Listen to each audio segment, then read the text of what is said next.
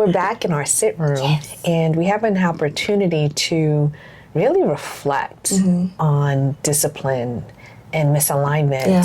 You know, those are two heavy words. They are, they are hard to digest sometimes. And I know that when we're in the lunch and learn, oftentimes it becomes where, we want to make sure that we're touching on things.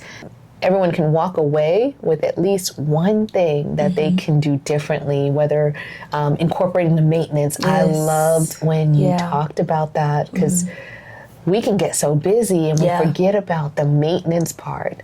So that was one takeaway, especially for me, where I really had to take a step back and see, where have I fallen short?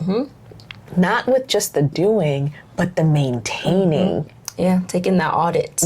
Again, we have to assess what's working, what's not working, and what we can improve. Yes, and another thing from our conversation was looking at my language, because oftentimes our language can cause us to be misaligned. Yes, absolutely. So I think that was another area through my reflection that I realized, okay, my behaviors may be aligned with what I'm supposed to be doing in this season, but is my language consistently day after day, where I may not be seeing the results that I want to see, but are my thoughts and is my language keeping me out of alignment? Absolutely, it can. It can.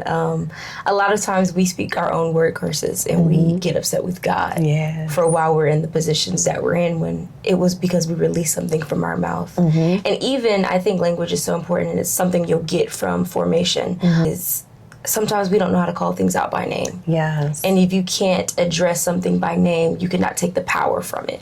Anytime we see in the Bible, if we seen somebody addressed just by the woman or the man, not that there was no significance to their story, but their name didn't play into the role of their story. But when we do hear somebody played out, addressed by name, their name and their story come into agreement to adapt that authority. And so it's hard to go through life without language for what you're experiencing, what you're seeing, and what you're feeling. Because when you don't have the language for it, you can't address it by name. You can't take the authority. You can't take the authority back to yourself, more importantly. Yes. And I think that also what's key is not taking offense when someone else gives you the language of what you need that will help you to get back into alignment, because they were sent to help give you that language. And that's also a big part of what formation is, because formation stretches you. Yes, it does. Because it gives you the language, it gives you the behaviors, it gives you everything to help you for where you are currently, but stretches you and prepares you for where God is trying to call you to. Even if it's 10 years down the line, but your foundation is set with the tools, the resources, and everything that you need in order to grow into who you are called to be. Remain in a season of preparation for what your next is. We are waiting for a next, but what are you preparing? How are you preparing for that next? What if God decided, I'm going to drop your blessing in your hand tomorrow? Are you prepared to carry it? Or are you lacking because you've just complained? I've had a season where I'm lying to myself. And I'm lying to myself. How am I being truthful to God? You need to be so honest on where you are personally. If no one was to help you, if no one was to be there, where would you be right now? And how can you incorporate help or assistance or get into community that has that assistance and that guidance? Be so honest with yourself, because the only thing you're doing is keeping yourself back when you're not being honest. And that is why, I think that God always talked about always having that advisor, always having that mentor, if you will, because you have to have someone that you can be authentic with. You have to have someone in your circle, in your corner, and not at a peer level. Sometimes it's so beneficial to have someone that you can be transparent with, because they're not looking for anything from you. Exactly. And they can be that model. They can be that example of, oh, that's what it looks like when God blesses me with what He's blessed them with. And I think that there's so many advantages to community. Absolutely. And looking at where are there gaps in my current life, whether it's health, physical health, emotional health, whether it's time management, whether it's finances, where are there gaps, and not taking the time to say, well, I'll try next year. I'll wait till January 1. I'll wait till the fall because I want to enjoy my summer. Life is not guaranteed. No, it's not. Tomorrow is not guaranteed. It's not, no. So what are we waiting for to get our life right? If you're watching this sit reflection, there's a reason for it. Nothing just happens. So there may be some things that we say from our own reflection that makes you say, I need to really be honest and look at this part of my life. And do an audit. Yes. Do an assessment. And the thing is that if you're nervous or if you're, sometimes we can get fear can set in, right? Which is a natural emotion. But sometimes that fear can set in and we're like, I don't want to look at that. I just don't want to do it. Yep. Well, we'll push you to it. We'll guide you. Yes. And it's not to cause an offense. It's not to embarrass you. One thing I heard, well, I don't want to feel stupid. Who told you that not knowing something will make you feel stupid? No, God just put people around you that is their niche area, that is their area of expertise to help guide you. Now, if you're around someone that makes you feel that way, you're around the wrong person. Yeah, you should never feel stupid per se. But you should also, I love this saying, you should never be the smartest person in the room. Yes. Because what are you learning? Yeah. And that is one thing that I live by. Whenever I go anywhere, and especially if I'm investing the time, I want to know what your part is. Yeah. That is one of my pet peeves with every team I've ever managed. Don't look to me for the answers. You're here for a reason. Yeah. You are hired. You get a paycheck. You are here because there's a part that you're supposed to bring to the table. So don't just bring the problem and dump that on my lap. I'm always going to push back. What's the solution?